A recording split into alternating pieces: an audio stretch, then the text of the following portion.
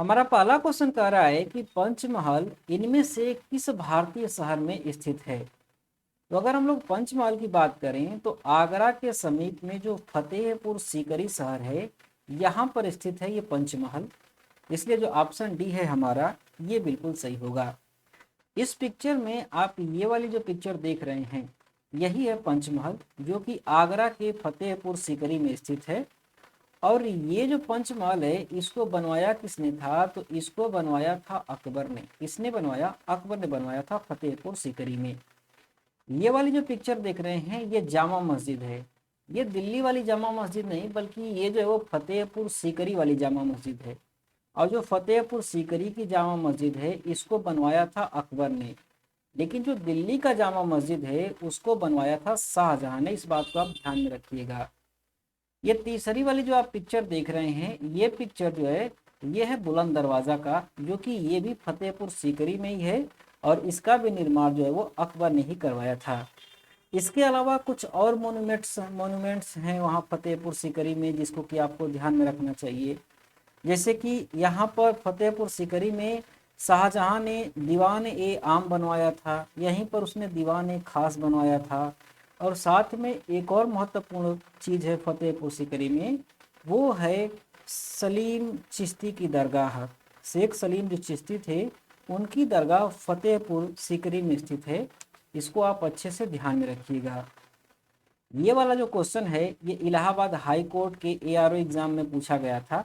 ऐसे ही हर एक क्वेश्चन की टैगलाइन आपको यहाँ पर देखने को मिल जाएगी।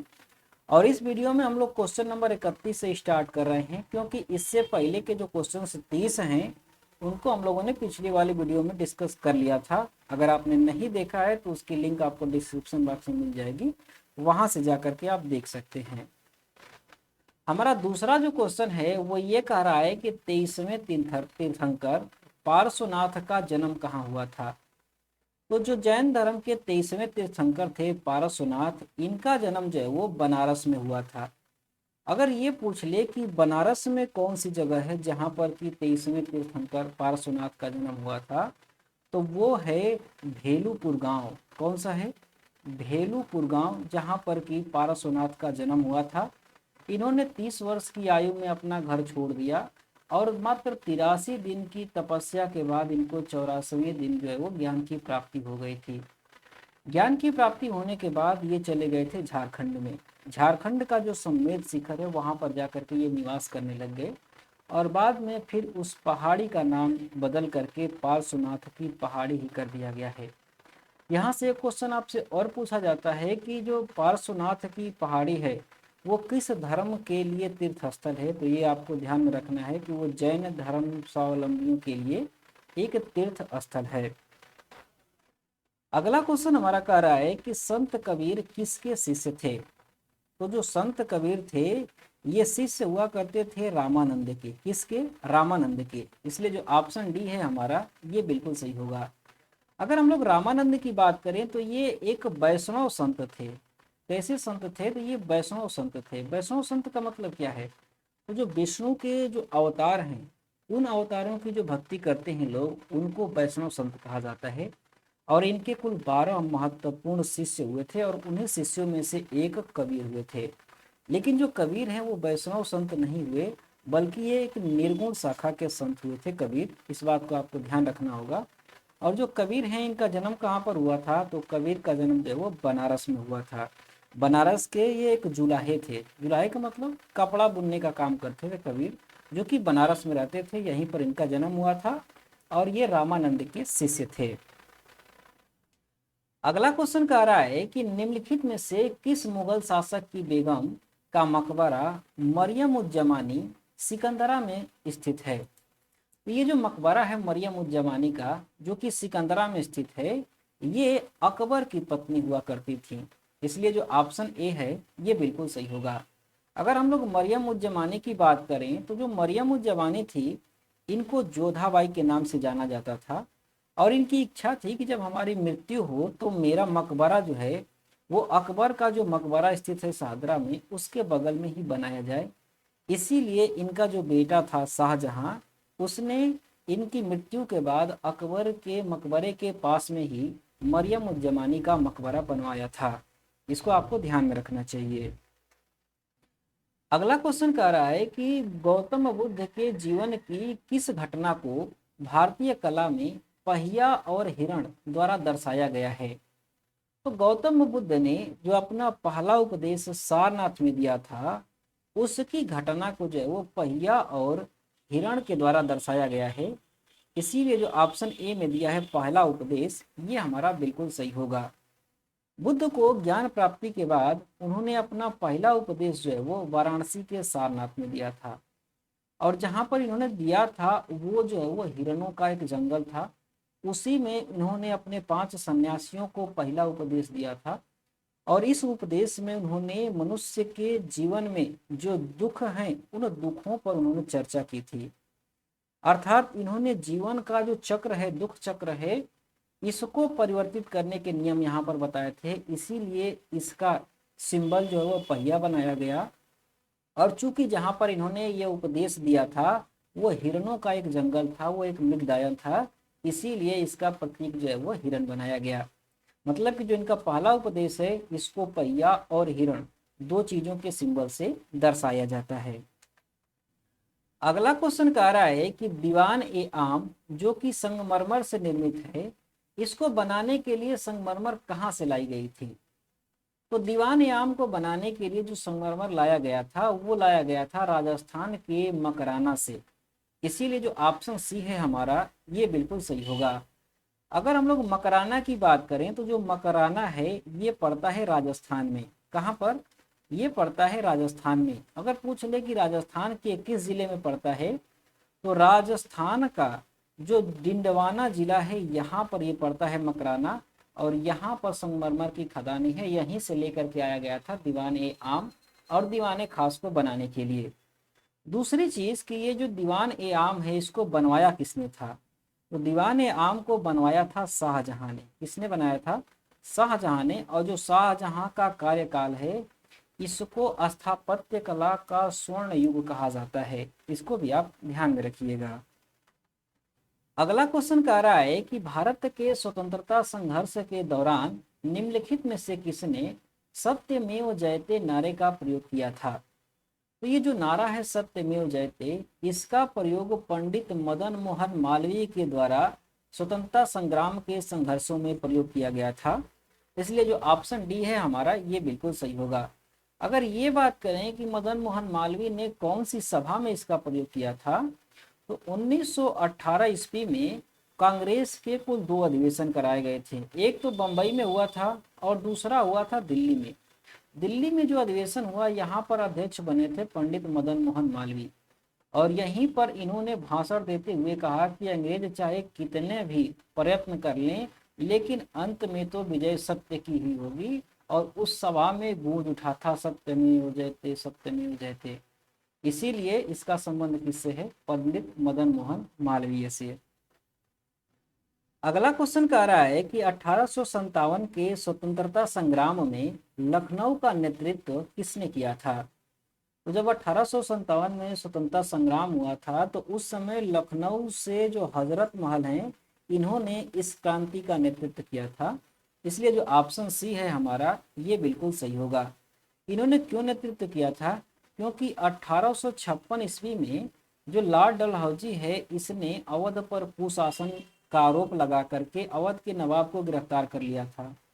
उसके बाद जो हजरत महल हैं, इन्होंने अपने 6 महीने का जो बेटा था ब्रिजेश कादिर, इसको अवध का नवाब घोषित कर दिया था, और इसके बाद इन्होंने अंग्रेजों के खिलाफ यहाँ से विद्रोह कर दिया था।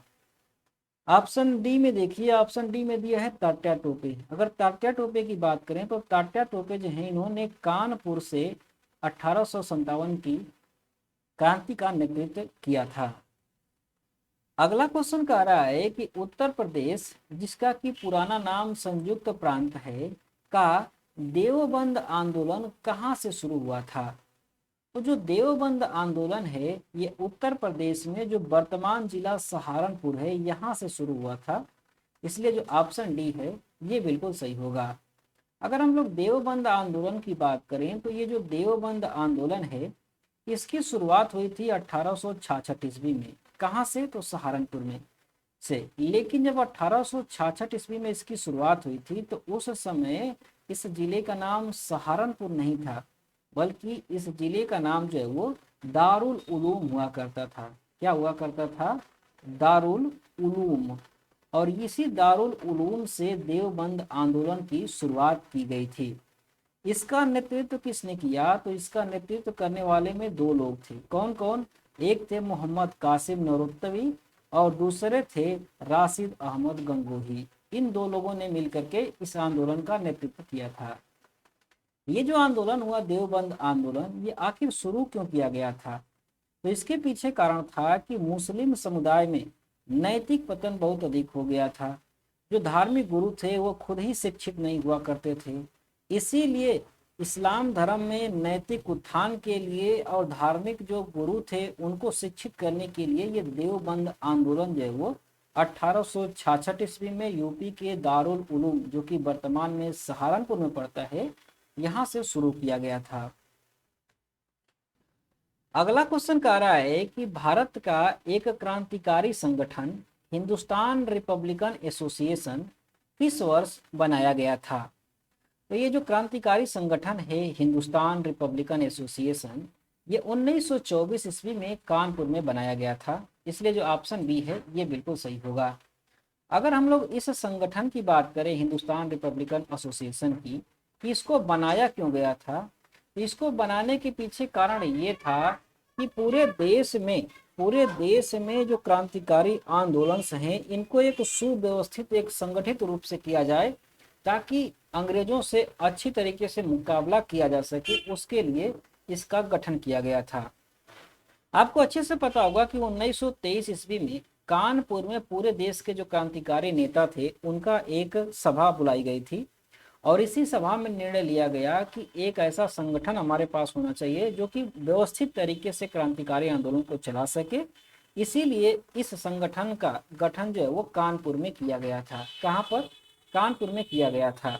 और इसी संगठन ने अगले साल 1925 ईस्वी में काकोरी ट्रेन डकैती को भी अंजाम दिया था। लेकिन काकोरी ट्रेन डकैती के बाद इसका दमन जो है वो अंग्रेजों ने बहुत बुरी तरीके से किया, जिससे कि यह संगठन पूरी तरीके से लगभग समाप्त ही हो गया। इसके बाद फिर 1928 ईस्वी में चंद्रशेखर जो आज़ाद थे, इन्होंने दिल्ली के फिरोजा कोटला में इस संगठन का फिर से पुनर्निर्माण किया और इसका इन्होंने एक नया नाम दिया था, हिंदुस्तान सोशलिस्ट रिपब्लिकन एसोसिएशन। यही नाम रखा था, इसमें सिर्फ सोशलिस्ट शब्द जो है वो जोड़ दिया था, हिंदुस्तान सोशलिस्ट रिपब्लिकन एसोसिएशन। इसको आपको ध्यान रखना है कि इसकी स्थापना जो है वो दिल्ली के फिरोजा कोटला में चंद्रशेखर आजाद के द्वारा की गई थी। अगला क्वेश्चन कह रहा है कि निम्नलिखित में से वे कौन से सुल्तान हैं जिन्हें एक शहर प्राप्त हुआ था जहां पर अब आगरा अवस्थित है? तो आगरा शहर की हम बात करें तो जो आगरा शहर है इसको बसाया था सिकंदर लोदी ने। किसने बसाया? सिकंदर लोदी ने। इसलिए जो ऑप्शन डी है ये बिल्कुल सही होगा। जो सिकंदर लोदी है इसने 1504 ईस्वी में आगरा शहर को बसाया था। इसके अलावा सिकंदर लोदी की बात करें तो ये जो सिकंदर लोदी है ये एक कवि हुआ करता था और ये अपनी कविताएं जो है वो गुलरुखी के नाम से लिखा करता था। गुलरुखी का मतलब होता है गुलाब जैसे चेहरे वाला। इस नाम से, गुलरुखी के नाम से सिकंदर लोदी जो है वो अपनी रचनाएं लिखा करता था। इसके अलावा एक आयुर्वेद का ग्रंथ था भारत का जिसको कि इस सिकंदर लोदी ने फारसी भाषा में कन्वर्ट करवाया था, ट्रांसलेशन उसका करवाया था और उसका फारसी भाषा का नाम है फरहंगे सिकंदरी। फरहंगे सिकंदरी उस जो आयुर्वेदिक ग्रंथ है उसका फारसी भाषा में नाम है। इसको आप ध्यान में रखिएगा, ये पिछली बार पूछा गया था। अगला क्वेश्चन कह रहा है कि महात्मा गांधी ने किस घटना के कारण असहयोग आंदोलन को वापस ले लिया था? तो महात्मा गांधी ने जो असहयोग आंदोलन शुरू किया था इसको चौरी चौरा की घटना के बाद इन्होंने वापस ले लिया था। इसलिए जो ऑप्शन बी है हमारा ये बिल्कुल सही होगा। अगर हम लोग चौरी चौरा घटना की बात करें तो ये घटना है गोरखपुर के पास की। गोरखपुर के पास में चौरी और चौरा नामक दो गांव हैं। वहां पर असहयोग आंदोलन के समय में यहाँ पर जुलूस निकाला जा रहा था। जुलूस में ही वहां पर जो सैनिक थे, जो अंग्रेजों के सैनिक थे, जो सिपाही थे, उनसे झड़प हो गई। जिसके बाद वहां से वो सिपाही भाग करके जा करके थाने में अपने आप को अंदर से ताला लगा करके बंद कर लिए, ताकि इन क्रांतिकारियों से अपनी सुरक्षा कर सके। लेकिन इन क्रांतिकारियों ने उस थाने में आग लगा दिया, जिसमें कि उस थाने में उस समय 22 पुलिस कर्मचारी थे और सारे के सारे जल करके मर गए। और ये बात 12 फरवरी को पता चली थी महात्मा गांधी को। जब गांधी जी को पता चली तो उन्होंने कहा कि हम क्या भारतीयों से लड़ रहे हैं या फिर अंग्रेजों से। आप लोगों ने जिस थाने में आग लगाया, उस थाने में जो पुलिसकर्मी काम कर रहे थे वो सारे के सारे भारतीय थे। सिर्फ वो अंग्रेजी की सेना में, अंग्रेजों की सेना में शामिल थे, इसलिए आपने उनको मार डाला। लेकिन इनके मरने से जो परिवार उजड़े हैं वो कहाँ के परिवार हैं? भारत के। इनके मरने से जो विधवाएं हुई हैं वो कहाँ की विधवाएं हैं? भारत की। जो बच्चे अनाथ हुए हैं वो कहाँ के बच्चे हैं? भारत के बच्चे हैं। अर्थात हम लोग तो सीधे तौर पर अब भारत से ही लड़ने लग गए हैं। इसका मतलब कि असहयोग आंदोलन चलाने का अब कोई मतलब नहीं है। अब असहयोग आंदोलन को ठप किया जाता है। और 12 फरवरी 1922 का तिथि थी जिस दिन महात्मा गांधी ने असहयोग आंदोलन को चौरी चौरा घटना के बाद में वापस ले लिया था। अगला क्वेश्चन कह रहा है कि भगवान बुद्ध ने अंतिम सांस महापरिनिर्वाण कहाँ पर ली थी? बुद्ध का ने अपना अंतिम सांस जो है इन्होंने कुशीनगर में लिया था। कहाँ पर? कुशीनगर में लिया था। इसीलिए जो ऑप्शन डी है हमारा ये बिल्कुल सही होगा। जो बुद्ध हैं वो बेसिकली वो गए हुए थे पावा में। पावा में उनका एक संत शिष्य था चुंद, उसके यहाँ पर वो गए हुए थे। वहां पर उसने सूकर का मांस खिलाया था, सुअर का मांस खिलाया था बुद्ध को, जिसकी वजह से बुद्ध को अतिसार रोग हो गया था। लेकिन उसके बाद वो कुशीनगर में वापस आए थे। कुशीनगर में आने के बाद कुछ ही समय के बाद इसी कुशीनगर में उनकी मृत्यु हो गई थी। और इन्हीं की मृत्यु का जो घटना है इसको महापरिनिर्वाण के नाम से जाना जाता है। यहाँ से एक क्वेश्चन और आपसे पूछा जाता है कि बुद्ध ने अपना अंतिम उपदेश किसको दिया था?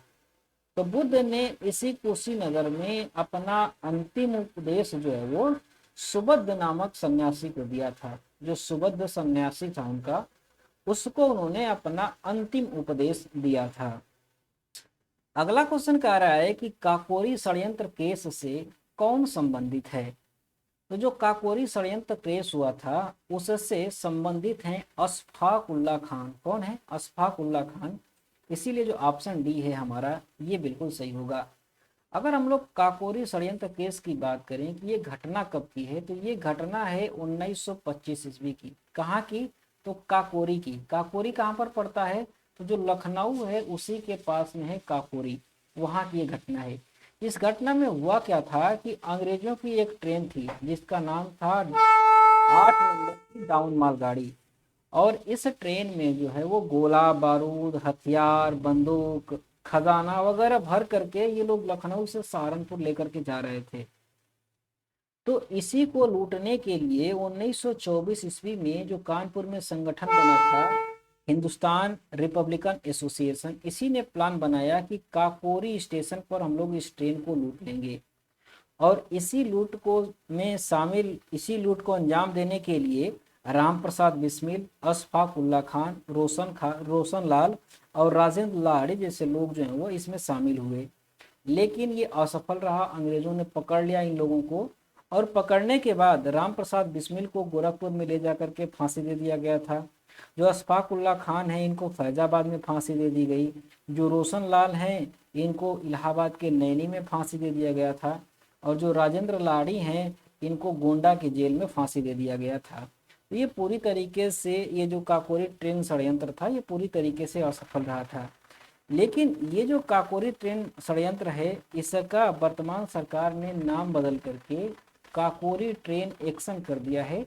इसको भी आपको ध्यान में रखना चाहिए। अगला क्वेश्चन कह रहा है कि निम्नलिखित में से किस स्थान पर कनिष्क की सिर विहीन प्रतिमा पाई गई है? तो जो कनिष्क शासक था जो कि कुषाण वंश का, इसका सिर विहीन प्रतिमा जो है ये मिली हुई है मथुरा से। कहाँ से? मथुरा से मिली हुई है, इसीलिए जो ऑप्शन बी है हमारा ये बिल्कुल सही होगा। अगर हम लोग कनिष्क की बात करें तो कनिष्क जो है एक कुषाण वंश का शासक था। अगर कुषाण वंश की बात करें तो कुषाण वंश जो है, इस कुषाण वंश की स्थापना जो है वो कुजुक डलफिसे ने किया था और इसी का शासक हुआ था कनिष्क। और ये कनिष्क जो है इसने 78 ईस्वी में शक संवत चलवाया था। इसको आपको ध्यान में रखना चाहिए क्योंकि पूछा जाता है कि जो शक संवत कैलेंडर है इसका संचालन किसने शुरू करवाया था, तो वो कनिष्क ही था। कब शुरू करवाया? तो 78 ईस्वी में शुरू करवाया था। अगला क्वेश्चन कह रहा है कि सभी भारतीय नेताओं में से सबसे खतरनाक निम्नलिखित में से किसने रानी लक्ष्मीबाई के बारे में कहा था? तो रानी लक्ष्मीबाई को किसने कहा था कि ये सभी भारतीय नेताओं में सबसे खतरनाक थी? तो ये कहा था हीरोज ने। किसने कहा था? हीरोज ने। इसलिए जो ऑप्शन सी है ये हमारा बिल्कुल सही होगा। आपको अच्छे से पता होगा कि 1857 की जब क्रांति हुई थी तो उस समय झांसी से रानी की लक्ष्मीबाई ने विद्रोह किया था और इस विद्रोह को कंट्रोल करने के लिए हीरोज गया हुआ था और हीरोज ने अपने आंखों से झांसी की रानी को लड़ते हुए देखा था। इसीलिए जब उनकी मृत्यु हो गई तो उनको श्रद्धांजलि अर्पित करने गया था, तभी उसी ने कहा था कि जो सभी भारतीय नेता हैं 1857 की क्रांति की, उसमें से सबसे खतरनाक कोई नेता थी, वो थी झांसी की रानी लक्ष्मीबाई। अगला क्वेश्चन कह रहा है कि निम्नलिखित में से कौन से नेता भारत धर्म महामंडल से जुड़े थे? तो ये जो संगठन है भारत धर्म महामंडल, इससे जुड़े हुए नेताओं में से पंडित मदन मोहन मालवीय हैं, इसीलिए जो ऑप्शन ए है हमारा ये बिल्कुल सही होगा। अगर हम लोग भारत धर्म महामंडल की बात करें तो इसकी स्थापना जो है ये हुई थी 1887 ईस्वी में। किया किसने था? तो किया था इसको पंडित दीनदयाल शर्मा ने। जो पंडित दीनदयाल शर्मा हैं उन्होंने इसकी स्थापना 1887 ईस्वी में किया था। और क्यों इसकी इन्होंने स्थापना की थी? क्योंकि उस समय आर्य समाज और रामकृष्ण मिशन जैसे संगठन जो है वो उदारवादी हुआ करते थे और वो हिंदू समाज जो इसमें सुधार की बात करते थे। इसीलिए हिंदू समाज की जो रूढ़िवादिता है इसको कायम रखने के लिए पंडित दीनदयाल शर्मा ने 1887 ईस्वी में भारत धर्म महामंडल की स्थापना की। लेकिन इस महामंडल को प्रसिद्धि सबसे ज्यादा जो है वो मदन मोहन मालवीय ने लगभग 1900 के आसपास में दिलाई थी। इसीलिए इससे संबंधित व्यक्ति कौन है? तो मदन मोहन मालवीय जी हैं। अगला क्वेश्चन कह रहा है कि स्वराज पार्टी का उद्देश्य क्या था? तो जो स्वराज पार्टी बनी थी इसका उद्देश्य था कि जो अंग्रेजों की विधायिका है उसमें जा करके उसके अंदर सरकार की कमियों को उजागर करें, सरकार का विरोध कर पाएं। इसीलिए जो ऑप्शन सी है हमारा ये बिल्कुल सही होगा। अगर हम लोग स्वराज पार्टी की बात करें तो जो स्वराज पार्टी है इसकी स्थापना 1923 ईस्वी में 1 जनवरी के दिन हुई थी। किसने किया था? तो दो व्यक्ति थे, एक तो चित्तरंजन दास थे और दूसरे मोतीलाल नेहरू थे। इन्होंने कांग्रेस में रहते हुए स्वराज पार्टी की स्थापना की, क्योंकि 1922 का जब कांग्रेस का अधिवेशन हुआ था तो इन दोनों लोगों ने मांग की थी कि जो अंग्रेज चुनाव करा रहे हैं विधानसभा के लिए उसमें कांग्रेस चुनाव लड़ेगी और जा करके उनकी विधानसभाओं में अंग्रेजों का विरोध करेगी। लेकिन जो कांग्रेस थी, जो कांग्रेस संगठन था, उसने मना कर दिया। इसीलिए उससे अलग स्वराज पार्टी की स्थापना की गई इलाहाबाद में 1923 ईस्वी में। और उसके बाद चुनाव लड़ा गया। चुनाव लड़ने के बाद अंग्रेजों की विधानसभाओं में जाया गया और वहां पर जाकर के वहां पर उनका विरोध किया गया। लेकिन ये जो संगठन है, ये जो पार्टी है स्वराज पार्टी, ये ज़्यादा दिनों तक नहीं चल पाई थी। मात्र 2 साल के ही बाद 1925 ईस्वी में चित्तरंजन दास की मृत्यु हो गई और जो मोतीलाल नेहरू थे वो कांग्रेस के कामों में व्यस्त हो गए, जिसकी वजह से ये पार्टी जो है वो लगभग ठप ही हो गई थी 1925 के बाद से। अगला क्वेश्चन कह रहा है कि उत्तर प्रदेश में सीर गोवर्धनपुर किस भक्ति संत का जन्मस्थली है? तो कौन ऐसे संत थे जिनकी जन्मस्थली जो है वो सीर गोवर्धनपुर है? तो ये संत रविदास थे जिनका जन्म सीर गोवर्धनपुर में हुआ था। इसीलिए जो ऑप्शन ए है ये बिल्कुल सही होगा। सीर गोवर्धनपुर की बात करें कि ये कहाँ पर पड़ता है, तो ये पड़ता है बनारस के पास में। जो बनारस शहर है इसी के पास में पड़ता है सीर गोवर्धनपुर। एक बात आप ध्यान रखिएगा, इसमें लिखा हुआ है गोवर्धनपुर। गोवर्धनपुर का नाम देखते ही लोग इसको मथुरा से जोड़ देते हैं और एग्जाम में गलत करके आ जाते हैं। इसको आपको ध्यान में रखना होगा कि सीर गोवर्धनपुर जो है ये पड़ता है बनारस के पास में। और ये चर्चा में क्यों आया था, क्योंकि 2022 ईस्वी में सरकार ने यहाँ पर रविदास जी के सम्मान में यहाँ पर एक भव्य पार्क का निर्माण करने का निर्णय लिया था। इसीलिए सीर गोवर्धनपुर जो है वो चर्चा में आया था। अगला क्वेश्चन कह रहा है कि अखिल भारतीय किसान सभा का प्रथम सम्मेलन कहाँ पर हुआ था।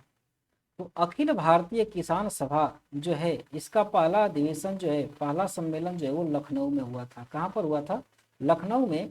इसलिए जो ऑप्शन सी है ये बिल्कुल सही होगा। लखनऊ में पहला सम्मेलन किस वर्ष हुआ था? तो ये हुआ था 1936 ईस्वी में। ये जो अखिल भारतीय किसान सभा है इसका गठन ही हुआ था 1936 में। जो कांग्रेस के एक नेता थे स्वामी सहजानंद सरस्वती, इन्होंने इसका गठन किया था और ये इसके अध्यक्ष भी रहे थे। मतलब कि गठन भी इन्होंने किया, संस्थापक भी ये थे और इसके अध्यक्ष भी बने थे स्वामी सहजानंद सरस्वती। और इसका सम्मेलन कहाँ पर हुआ था? तो पहला सम्मेलन जो है वो लखनऊ में हुआ था। एक बात और ध्यान रखिएगा कि इससे पहले 1929 में स्वामी सहजानंद सरस्वती जो हैं इन्होंने बिहार में बिहार प्रांतीय किसान सभा की भी स्थापना की थी।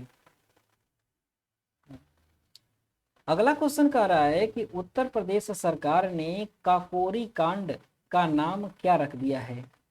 तो यूपी की जो गवर्नमेंट है इसने जो काकोरी कांड था इसका नाम बदल करके काकोरी ट्रेन एक्शन कर दिया है। अब क्या किया है? Kakori train action. इसीलिए जो ऑप्शन बी है ये बिल्कुल सही होगा। काकोरी जो ट्रेन एक्शन है, काकोरी ट्रेन एक्शन जो है या फिर काकोरी कांड है ये कब हुआ था? तो ये हुआ था 1925 ईस्वी में। कहाँ पर हुआ था? लखनऊ के पास जो काकोरी नामक रेलवे स्टेशन है वहां पर हुआ था। अगला क्वेश्चन कह रहा है कि 4 सिरों वाला शेर जिसको भारत सरकार राष्ट्रीय राज चिन्ह के रूप में अंगीकृत करता है यह कहाँ पर स्थित है? तो जो 4 शेरों वाला सिंह का जो स्तंभ है जिसको कि अशोक स्तंभ कहा जाता है ये सारनाथ में है। जो सारनाथ का म्यूजियम है वहां पर ये रखा हुआ है। इसीलिए जो ऑप्शन सी है हमारा ये बिल्कुल सही होगा। अगला क्वेश्चन कह रहा है कि निम्नलिखित में से कौन सा अभिलेख राजा पुष्यमित्र शंगु द्वारा किए गए 2 अश्वमेध यज्ञों के संबंध में सूचना देता है।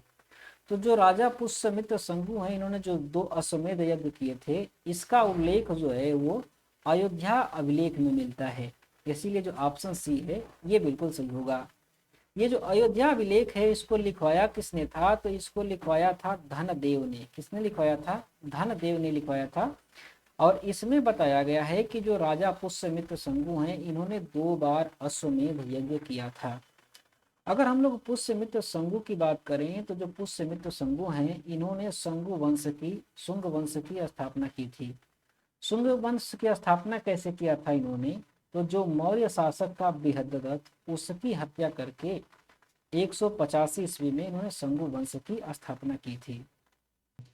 अगला क्वेश्चन कह रहा है कि स्वतंत्रता संघर्ष के दौरान उत्तर प्रदेश में किसान आंदोलन का नेतृत्व किसने किया था? तो स्वतंत्रता संघर्ष के दौरान में यूपी में जो किसान आंदोलन हुआ इसका नेतृत्व जो है वो जवाहरलाल नेहरू के द्वारा किया गया था। इसीलिए जो ऑप्शन बी है हमारा ये बिल्कुल सही होगा।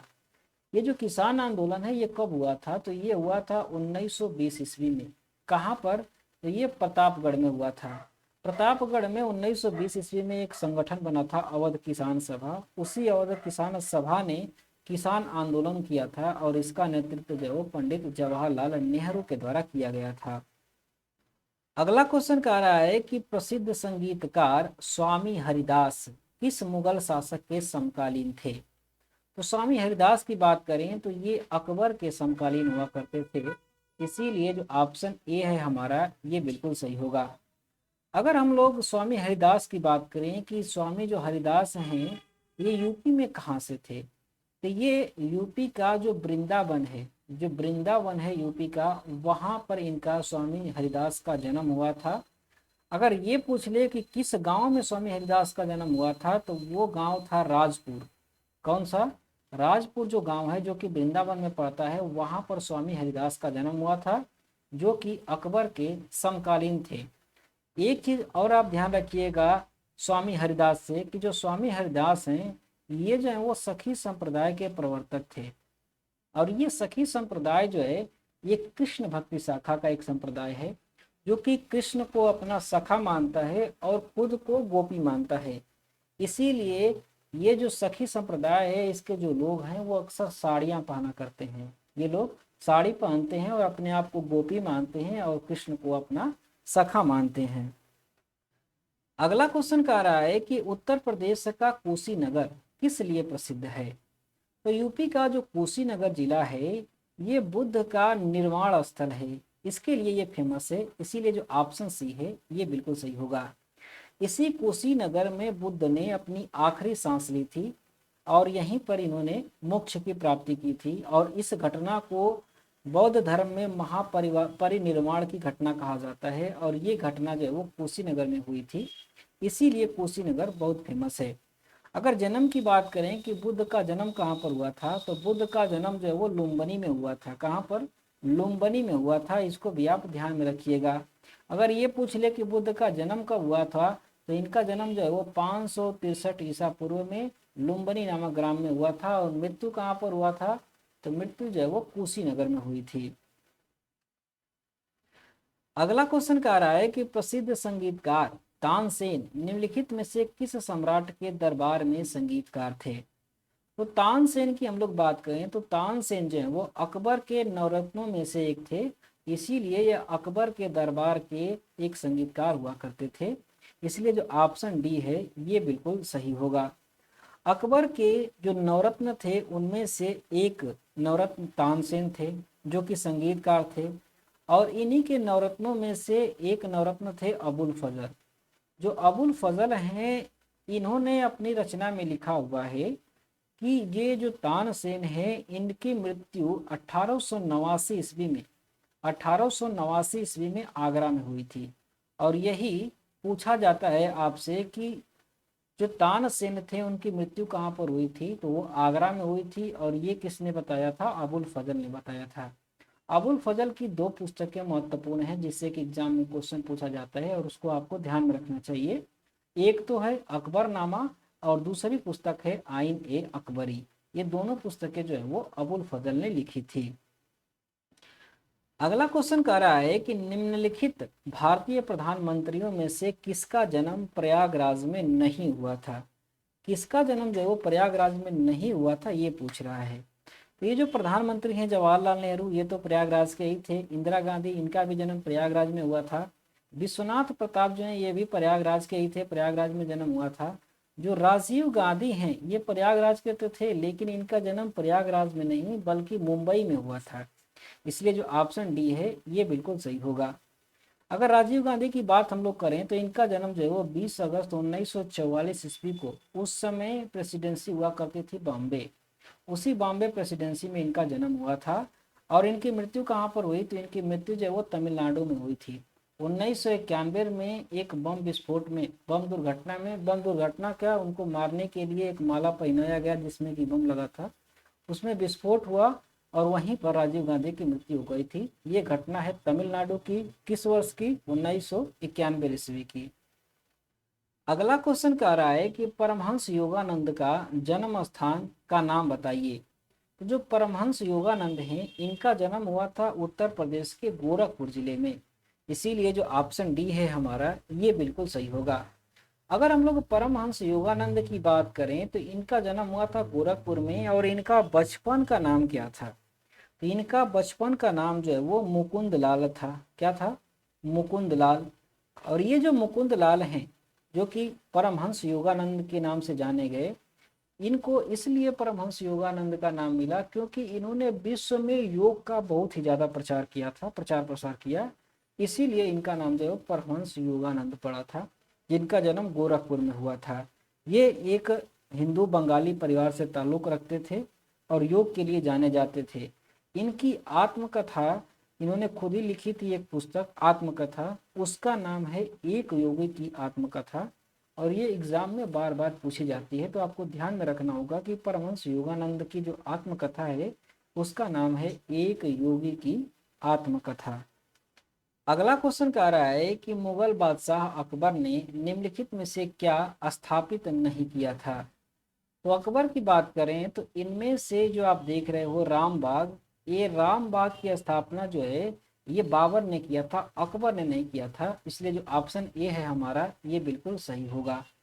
राम बाग की बात करें तो ये राम बाग पड़ता कहाँ पर है, तो ये पड़ता है आगरा में। जो आगरा का ताजमहल है उसी ताजमहल के पास में ये राम बाग स्थित है, जिसको कि बाबर ने बनवाया था। किसने? बाबर ने बनवाया था। इसके बाद जहांगीरी महल जो कि आगरा में है, इसको अकबर ने बनवाया था। आगरा का जो किला है इसको भी अकबर ने बनवाया था। और जो फतेहपुर सिकरी में अकबर किला है इसको भी अकबर ने बनवाया था। इसलिए जो ऑप्शन ए है हमारा राम बाग ये बिल्कुल सही होगा, क्योंकि इसको अकबर ने नहीं बनवाया था। तो प्यारे साथियों, इस वीडियो में बस इतना ही। अभी बहुत सारे क्वेश्चंस बचे हुए हैं जो कि आपको नेक्स्ट वीडियो में देखने को मिलेंगे। बाकी अगर ये वीडियो अच्छी लगी हो तो वीडियो को लाइक करना मत भूलिएगा। बाकी की जो आने वाली वीडियोस हैं उनका नोटिफिकेशन पाने के चैनल को सब्सक्राइब भी कर लीजिएगा। Thanks for watching, have a nice day, thank you.